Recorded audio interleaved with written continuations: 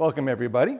I'm Scott Rodell here at the Great River Dawa Center, home to our Academy of Chinese Swordsmanship.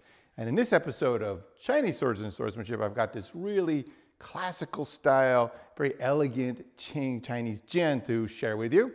It has very solid brass fittings and a real sort of, I would say, very elegant presentation, very classic presentation that includes this hardwood scabbard. I believe the scabbard is renewed. In other words, it's a recent replacement, certainly not the original one. It's very smart to do that if you have an antique Chinese sword, because scabbards can get dirt on the inside and that can scratch up the blade or cause rust, cause other problems. So it's not uncommon to renew a scabbard, and this would be very, it's a very classic way of doing it. It's not unusual at all. In fact, it's even, might even say a little bit standard for those of means to have a nice hardwood scabbard.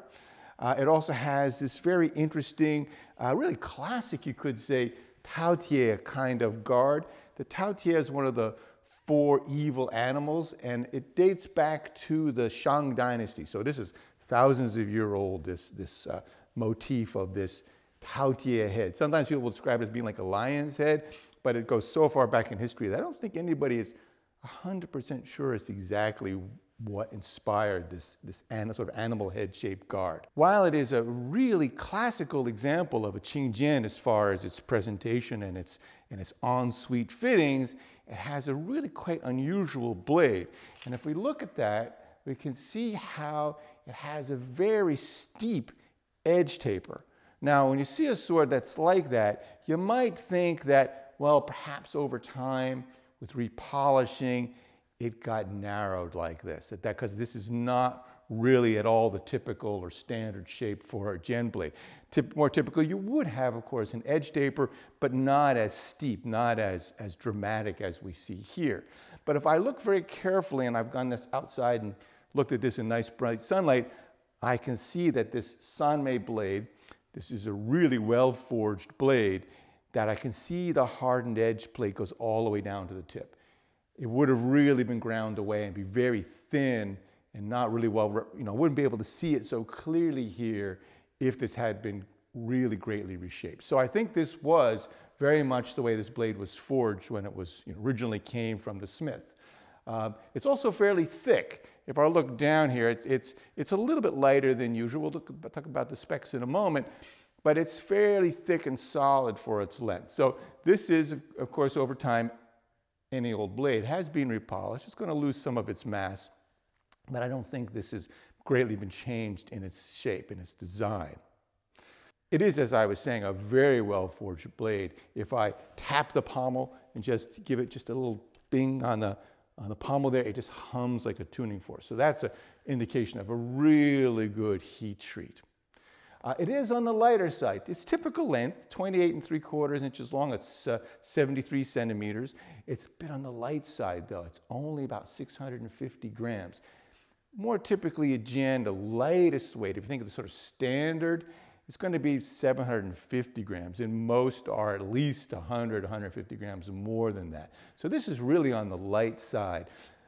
It's only about 1.4 pounds. So not at all your typical Jian in not only its form and the way it tapers so dramatically, but also in that it's definitely lighter than we typically see.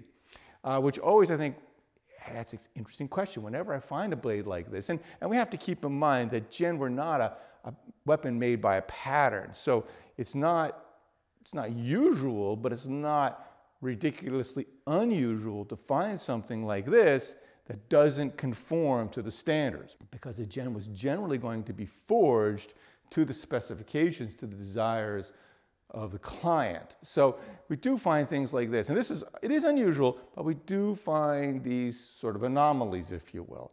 And I always think that's interesting, because then it makes me think, well, what were they after? Who was this forged for? When I hold it, although it is lighter than usual, it does feel good and solid. It doesn't feel light. It has not the most robust of feelings, but I feel like I can very definitely give a nice solid P-cut with it. If I wanted to cut in with a nice solid P-cut, I can definitely deliver that. If I want to deflect and step into a more powerful cut, that's not quite as robust as I would like. I don't know that I could really deliver the cut I'd want to with a blade like this. I'm not saying it's not well balanced, it's definitely well balanced. Perhaps the owner was somebody who really preferred the thrust, and that was the emphasis of their system.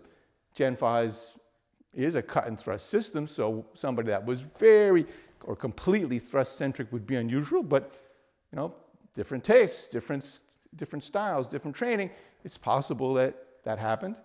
China's a really big place, so it's quite possible that whoever had this blade forged was a swordsman who really preferred to thrust over the cut, and so had a blade made like this.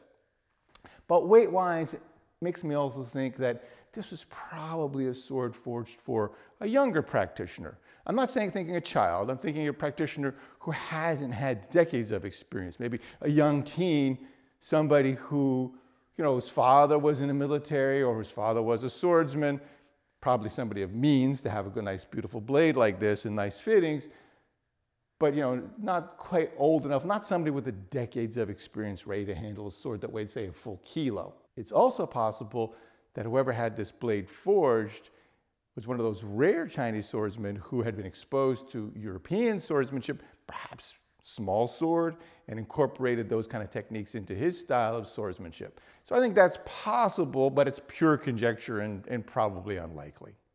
So those are my thoughts. Really interesting, unusual blade. I always love to run across these kinds of things that expand our understanding. Keep in mind that this is not your typical Jian. This is really an anomaly, an unusual sort of blade, but I still think in many ways it does expand our understanding of Jianfa and give us a different look at our practice.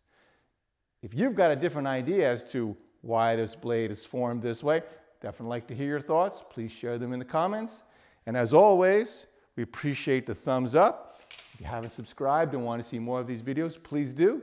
And until next time, thanks and 再见.